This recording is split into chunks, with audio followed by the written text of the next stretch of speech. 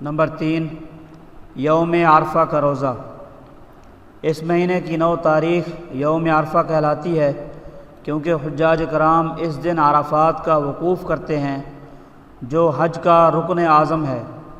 یوم عرفہ کو روزہ رکھنے کی خاص فضیلت ہے۔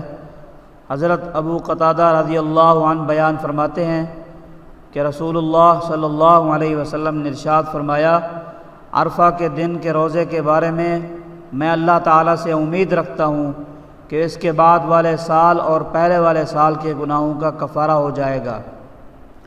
یوم عرفہ 10,000 دنوں کے برابر۔ حضرت انس بن مالک رضی اللہ عنہ فرماتے ہیں، حضرات صحابہ کرام رضی اللہ عنہم میں مشہور تھا اور یہ بات چلا کرتی تھی کہ عشرہ ذو الحجہ کا ہر دن فضیلت میں 1,000 دنوں کے برابر ہے، اور یوم عرفہ یعنی 9 ذو الحجہ کا دن 10,000 دنوں کے برابر ہے۔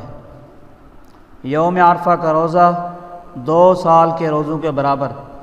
جس شخص نے عشرہ ذو الحجہ کے روزے رکھے تو اس کے لیے ہر دن کے روزے کے بدلے 1 سال کے روزوں کا اجر لکھا جائے گا، سوائے یوم عرفہ کے کہ جس نے یوم عرفہ کا روزہ رکھا اس کے لیے 2 سال کے روزوں کا اجر لکھا جائے گا۔